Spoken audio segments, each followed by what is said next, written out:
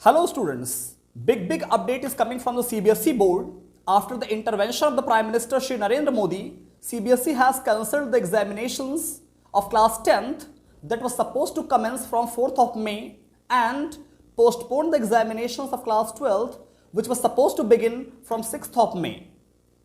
This decision taken by CBSE has really impacted other educational boards to reconsider their exams. However, it has also raised a concern, a question over the delay of college admissions. The students who are in class 12th, they are quite worried about their admissions in the colleges. Over 21.5 lakh students were supposed to appear in class 10th board examinations, while over 14 lakh students were supposed to appear in class 12th board examinations. अब इन बच्चों के सामने ऐसी परिस्थिति आ गई है, अब ये बच्चे अपने रिजल्ट, अपने बोर्ड एग्जाम्स के रिजल्ट को लेकर काफ़ी दुविधा में हैं। इनके मन में एक ही क्वेश्चन आ रहा है कि आखिर इनका एग्जाम, इनका रिजल्ट कैसे तैयार होगा, स्पेशली क्लास 10th के बोर्ड एग्जाम्स का, जिनके बोर्ड एग्जाम्स कैंसिल ही कर दिए गए हैं। आप अगर देखिए फॉर क्लास 12th बोर्ड ने क्लियर किया है कि for class 12th the situation will be reviewed in the first week of June and they will again send a revised date sheet at least 15 days before, so that students they can have ample time for the preparation. अब ये 12th का board exam ये आगे लेंगे या नहीं लेंगे, अभी इस पर भी एक डिलेमा है। बोर्ड ने अभी इस बात पर जरा भी क्लियर नहीं किया है कि क्या 12th के एग्जाम कंडक्ट किए जाएंगे या नहीं। सो हम लोग आज के वीडियो में बारी बारी से ये डिस्कस करेंगे, समझने की कोशिश करेंगे कि अगर 12th के बोर्ड एग्जाम्स होते हैं तो रिजल्ट उसके बेसिस पर प्रिपेयर होगा, या अगर बोर्ड एग्जाम्स नहीं कंडक्ट होते तो आखिर स्टूडेंट्स का रिजल्ट कैसे प्रिपेयर होगा। तो हम लोग सबसे पहले क्लास 10th को एक बार डिस्कस कर लें कि अगर क्लास 10th का एग्जाम कैंसिल कर दिया गया है और इन बच्चों का रिजल्ट कैसे तैयार होगा, जो बच्चे दुविधा में हैं। इससे स्पेशली मेरिटोरियस स्टूडेंट्स, अगर आप देखें तो earlier the ministry of education along with CBSE they held a meeting over the rising demands for the cancellation of board examinations. So many students, politicians, even if you know Delhi CM Arvind Kejriwal, he also urged the central government to cancel the board examinations. That's why this initiative has been taken, considering the health issues of thousands of students as well as teachers on duty. So कहीं ना कहीं ये decision अच्छा भी है और बुरा भी है। हम दोनों एस्पेक्ट को डिस्कस करेंगे।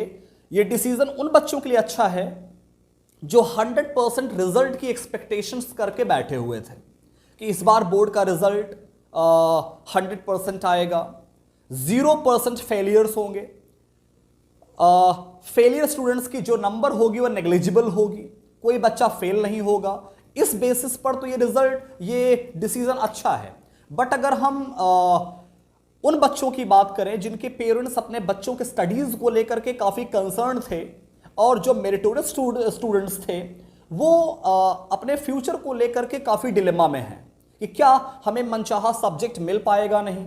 बोर्ड क्लास 11th में जो बच्चे PCM ऑप्ट करना चाहते हैं, कॉमर्स या ह्यूमैनिटीज़ में जाना चाहते हैं, जो अपने नेचुरल इंक्लाइनेशन के हिसाब से सब्जेक्ट्स को ऑप्ट करना चाहते हैं, क्या उनको मनचाहा सब्जेक्ट मिल पाएगा?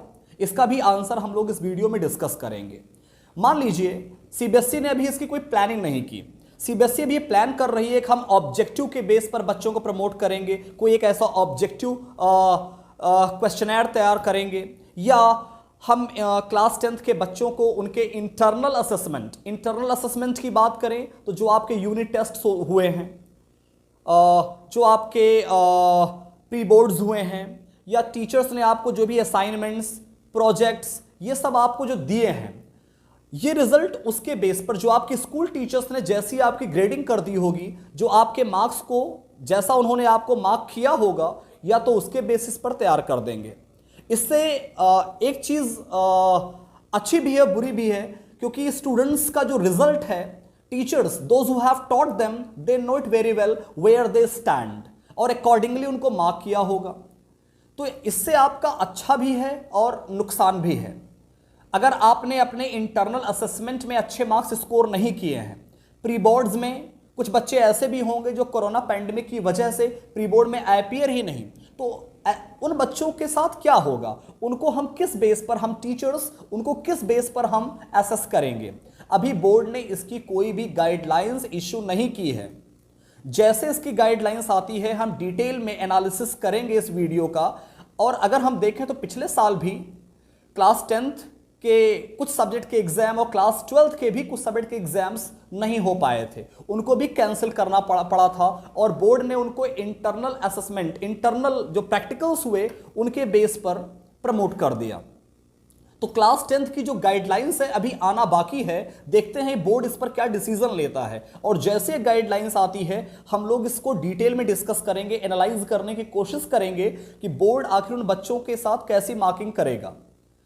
दूसरी चीज, अभी जो क्लास 12th बोर्ड ने क्लियर किया है, क्लास 12th के एग्जाम को कैंसिल नहीं किया गया है, पोस्टपोन किया गया है।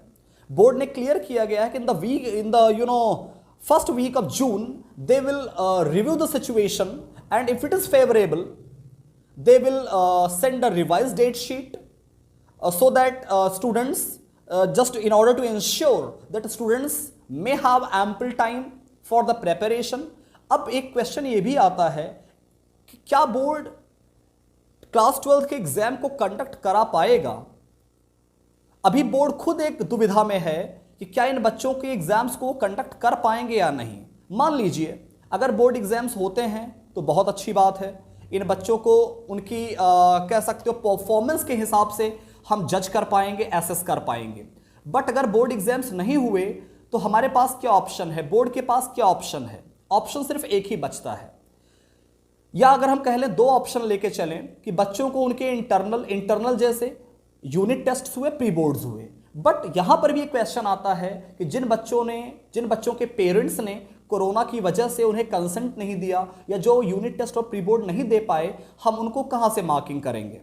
या अगर बोर्ड कहता है कि हम बच्चों को उनके इंटरनल जो प्रैक्टिकल्स हुए हैं, हर सब्जेक्ट में 20 या 30 मार्क्स के प्रैक्टिकल्स हुए हैं, अगर हम उस बेस पर बच्चों को प्रमोट करेंगे तो इसमें भी मान लीजिए जिस बच्चे को 20 आउट ऑफ 20 मिला है, बोर्ड उसको क्या क्राइटेरिया रखेगा। जिस बच्चे को 15 मिला है, 12 मिला है, उसको किस हिसाब से, तो बोर्ड को इसके लिए भी एक गाइडलाइंस इशू करनी पड़ेगी। अगर बोर्ड एग्जाम्स कैंसिल होते हैं तो बोर्ड्स को एक क्राइटेरिया सेट करना पड़ेगा कि कितने, अगर बच्चे को इंटरनल प्रैक्टिकल्स में, इंटरनल असेसमेंट में इतने से लेकर के इतने मार्क्स मिले हैं तो हम उसको किस बेस पर प्रमोट करेंगे। देखते हैं कि जैसे बोर्ड की कोई भी गाइडलाइंस आती है तो हम लोग ये डिस्कस करने, एनालाइज करेंगे कि बोर्ड का क्राइटेरिया क्या है, और बहुत जल्द मैं इस पर एक दूसरा वीडियो भी लेकर के आऊंगा।